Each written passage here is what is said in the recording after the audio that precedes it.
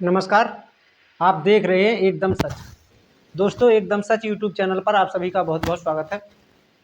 आज आपको इस वीडियो में बहुत ही महत्वपूर्ण जानकारी देंगे और दोस्तों बताएंगे फर्रुखाबाद जिले के 1000 शिक्षा मित्रों के मतलब 2018 से 3 महीने का मानदेय 1000 लोगों का अटका हुआ है। ये बात सही है? हाँ, ये मतलब जो है 1735 में 120 घटा दो। 1735 ये क्या था? 120 लोगों को मानदेय मिल गया था हाई कोर्ट के आदेश से। मतलब 1735 कुल संख्या है। हाँ, उसमें से 120 माननीय उच्च न्यायालय के आदेश से दबाव में मिल गया था पैसा। शेष का 18 से अब तक रुका हुआ है। तो 1735 शिक्षा मित्र फर्रुखाबाद में है। 120 लोगों का मतलब हाई कोर्ट के आदेश के बाद मिला।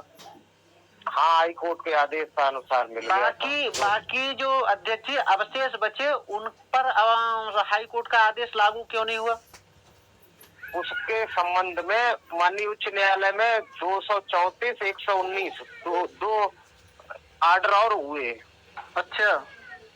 और उन आर्डर की कॉपी लगा करके माननीय बेसिक शिक्षा अधिकारी, जिलाधिकारी महोदय से पूरी पत्रावली मांग सहित भिजवा करके वित्त नियंत्रक जी के यहाँ भेजी निदेशालय में। अच्छा। अब वहां से पास होके शासन में चली गई। अच्छा। अब शासन से पैसा निर्गत नहीं हो रहा है। जैसे ये 234 सर 119 ये कब डाली थी रिट? ये रिट पड़ी है, रिट पड़ी थी 119 की 2019 में। मतलब 2018 में काफी प्रयास करने के बाद।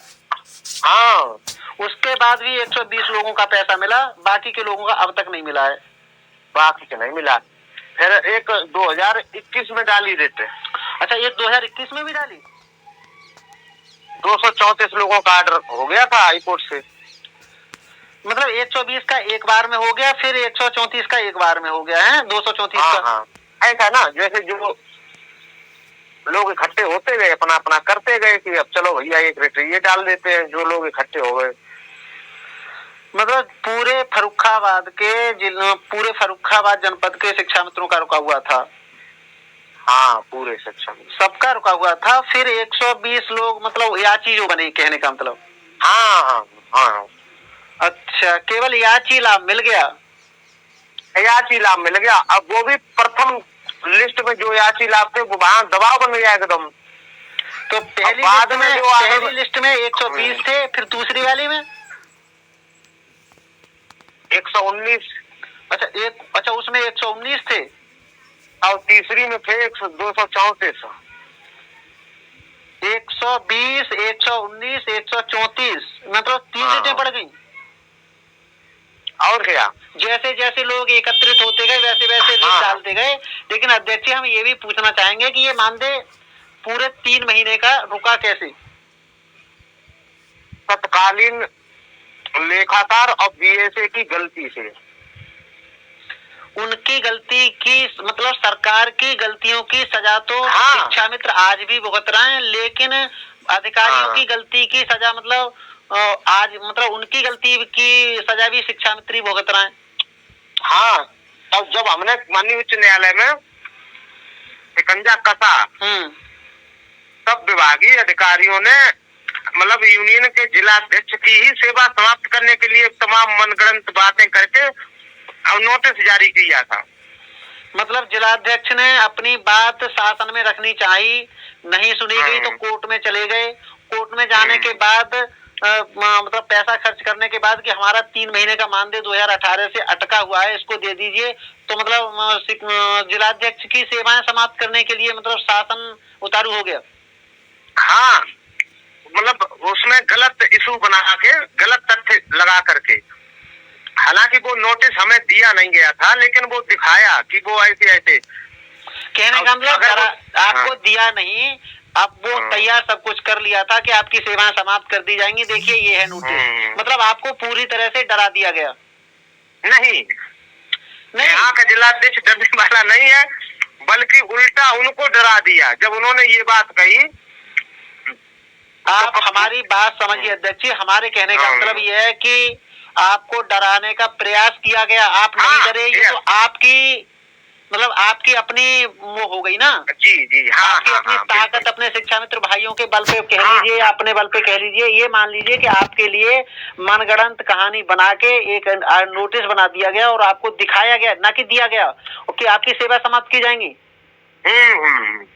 बिल्कुल साहब, बिल्कुल। तो इसके लिए अब किसको जिम्मेदार मानते हैं आप? अब इसमें प्रशासन के लोग, अधिकारी और शासन दोनों मिलकर शामिल हैं इसमें।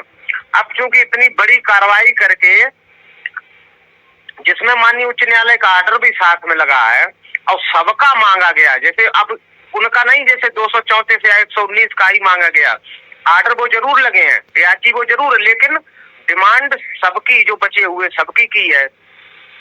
और वित्त नियंत्रक जी के यहाँ से पास भी हो गया, फाइल पास होकर के शासन में चली गई कि पैसा इतना, शासन से मांगा कि ये पैसा दे दो सभी के लिए, सभी के लिए। अब दिक्कत ये है, इसमें देखो अब एक लॉजिक है बहुत तगड़ा सा, हम बताएं आपको। हाँ। सर्व शिक्षा में क्या होता है, हाँ। कि एक वित्तीय वर्ष के लिए जो पैसा मिलता है, हाँ। उसी में सब कुछ खर्च प्लस माइनस करके फिर आगे आप नहीं मांग सकते हो। मतलब हम उस बात के लिए नहीं कह रहे हैं अध्यक्ष जी कि सर्व शिक्षा अभियान के तहत या फिर समग्र शिक्षा के अभियान के तहत कितना लिया जा रहा है, वो तो शासन का काम है।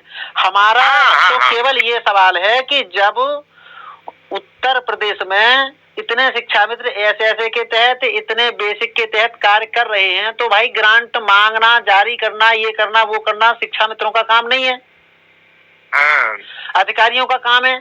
अब बीएसए की गलती है तो बीएसए की गलती शिक्षा मित्र भुगत रहे हैं, हाई कोर्ट में भी आदेश लगा रहे हैं, सबका मानदेय मांग रहे हैं, और मिल रहा है केवल उनका जो याची बने हैं। मतलब सबके लिए मांगा जाता है और दिया उनको जाता है। अब तो उनको भी नहीं दिया, जो याची भी है उनको भी नहीं दिया। मतलब रिट अब तक 3 बार डाल चुके हो? 19 में, 21 में और 20 में। अच्छा, और 2020 में भी डाल चुके हो?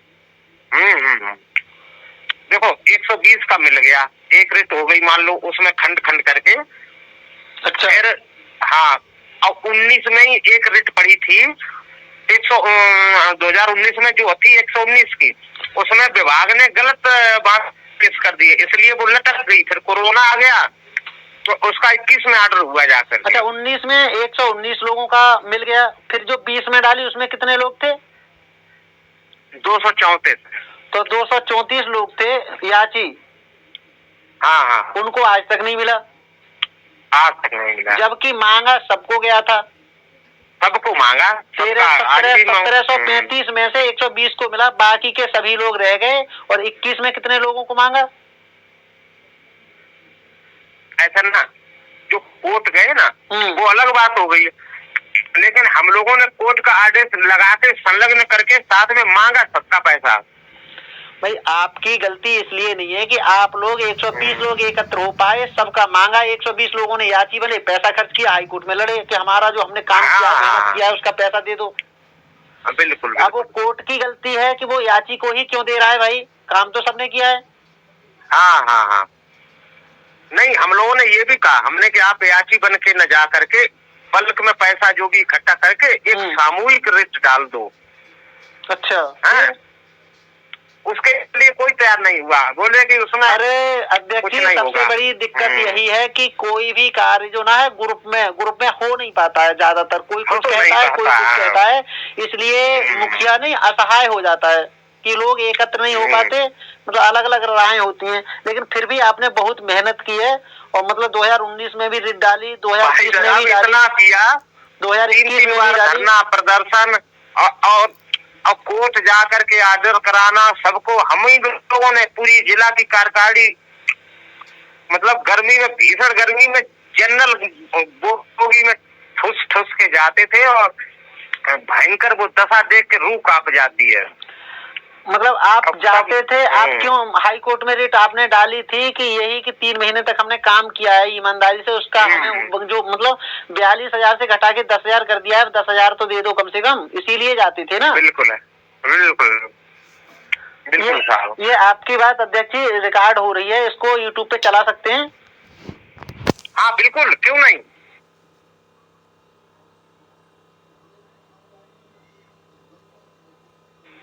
बिल्कुल साहब। ये आपकी बात अध्यक्ष जी रिकॉर्ड हो रही है, इसको यूट्यूब पे चला सकते हैं?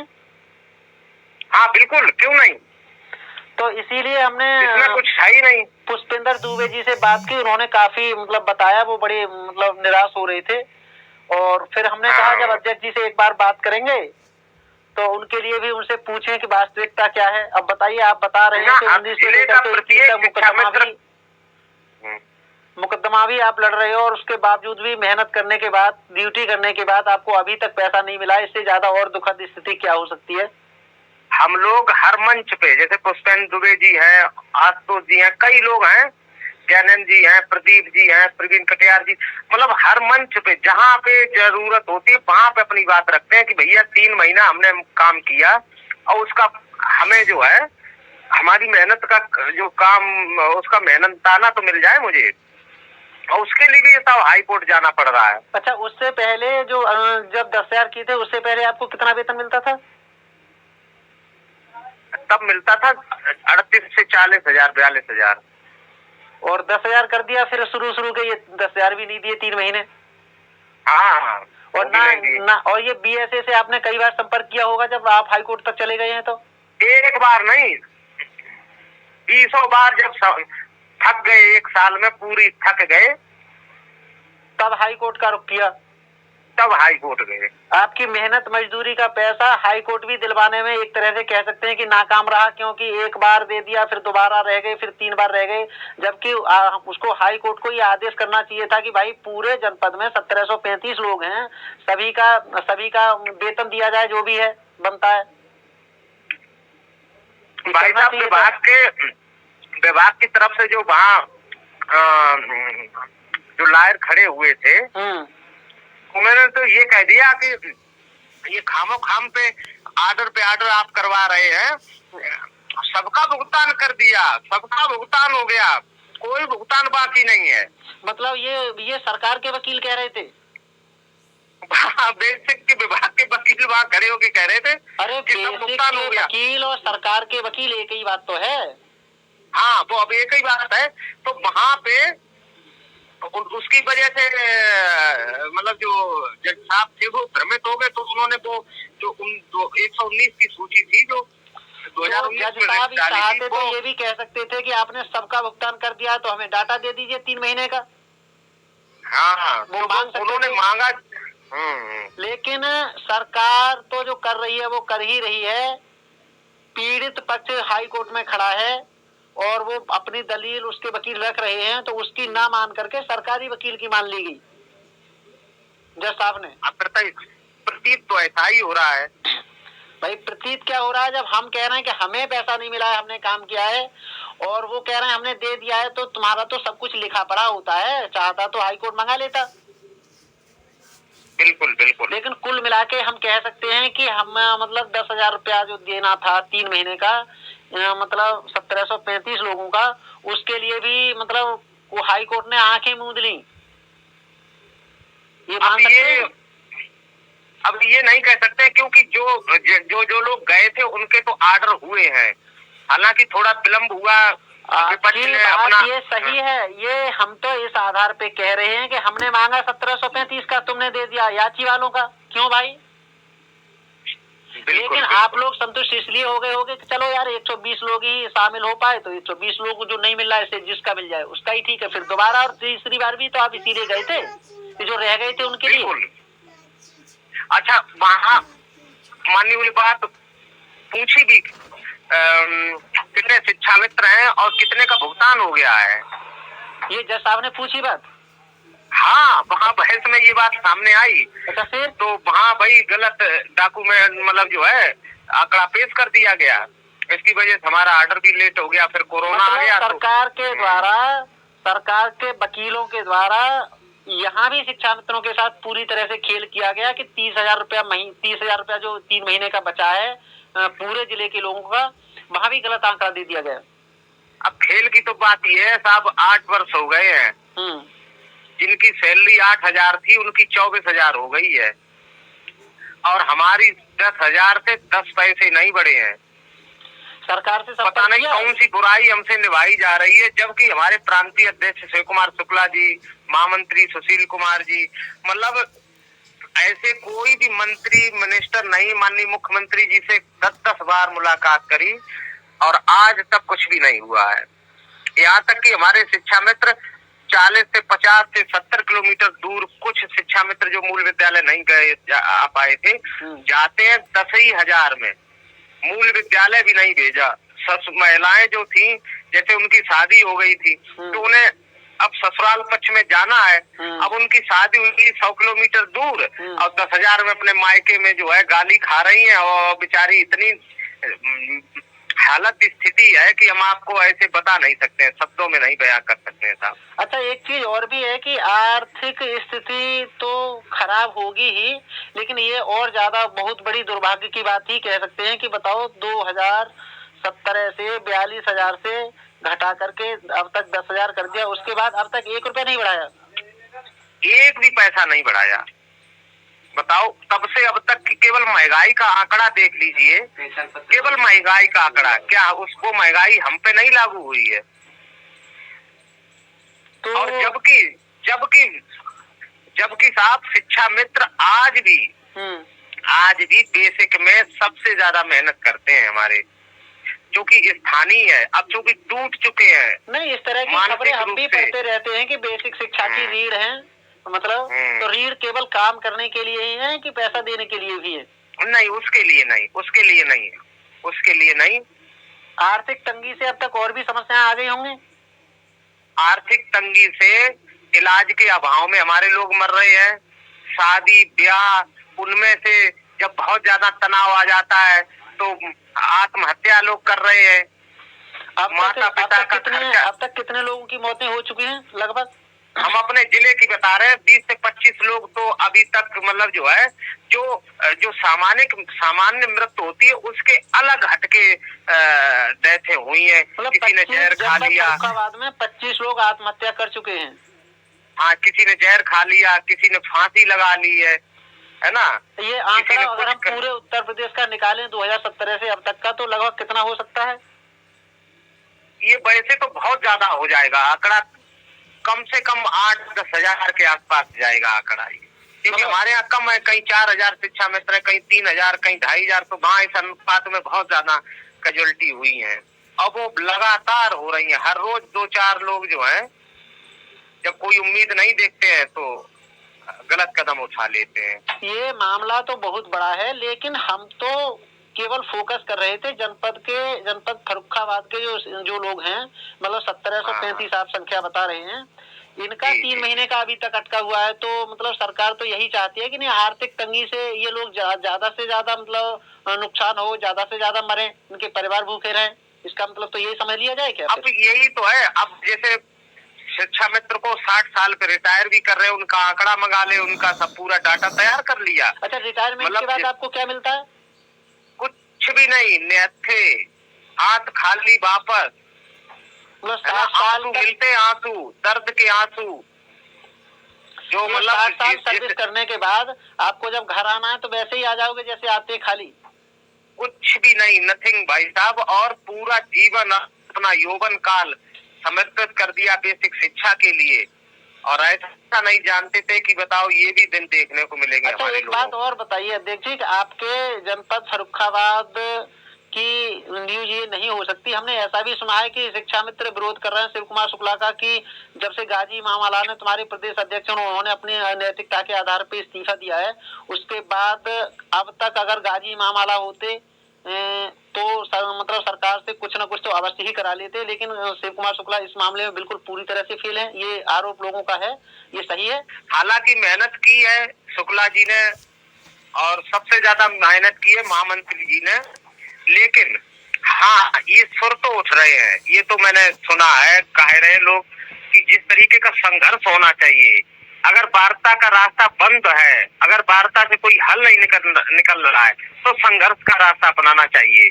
और उसमें कहीं ना कहीं कमी आई है। शिक्षा मित्रों का ये आरोप है कि संघर्ष करने के तरीके अलग अलग होते हैं। कोई जरूरी नहीं है कि हम सीधी उंगली से ही घी नहीं निकल रहा तो सीधी उंगली ही डालते रहें। जब जरूरत टेढ़ी उंगली करने की पड़ रही है तो क्यों ना हम टेढ़ी उंगली कर लें। ऐसा कोई कदम उठाया नहीं है शिव कुमार शुक्ला जी ने। लोग तो यहाँ तक आरोप लगाते हैं कि शिव कुमार शुक्ला जी वहाँ पटल पे जाके बिक जाते हैं। ये हम नहीं लगा रहे हैं आरोप, लोगों का कहना है। क्या ये बात सही है? अब बिकने की तो बात हमें नहीं सुनने में आई, लेकिन हाँ कमजोरी रही है। जो लड़ने की जो शक्ति होती है, जो आंदोलन की जो रूपरेखा होती है, उसमें वास दिखा है और इसीलिए विरोध के स्वर भी उठ रहे हैं। ये सत्य है।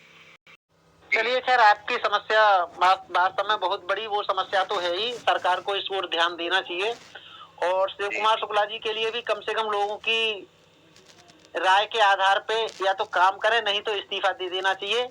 खैर वो उनका अपना है, बाकी जो शिक्षा मित्र बाकी करेंगे वो वही होगा। लेकिन आप अब क्या चाहते हैं सरकार से? मतलब योगी आदित्यनाथ तक आपकी आवाज हम चाहते हैं कि ये चीज कतई दिल में न रखी जाए कि नहीं हम किसी दूसरे के हैं। हम जो सरकार होती है, कर्मचारी उसका होता है।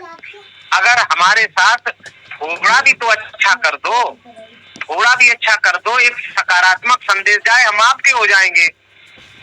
केवल ये मान लो कि नहीं ये दूसरे के हैं, इनको मरने के लिए छोड़ दिया जाए या इन्हें मार दिया जाएगा, इनका एक पैसा नहीं बढ़ाएंगे, इनको कोई सुविधा नहीं देंगे, ये ठीक नहीं है।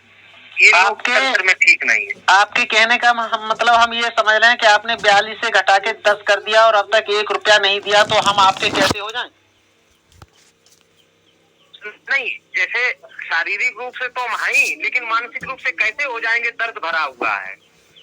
तो कुछ तो ऐसा करिए ताकि हमें लगे कि हाँ सरकार हमारे लिए भी कुछ कर रही है। तो हम सरकार से आप आदेश कर दोगे कि नहीं वहाँ मीटिंग है, उस मीटिंग में जाओ, उस धरना में जाओ, वहाँ जाओ या ये काम करो, कर ही रहे हैं।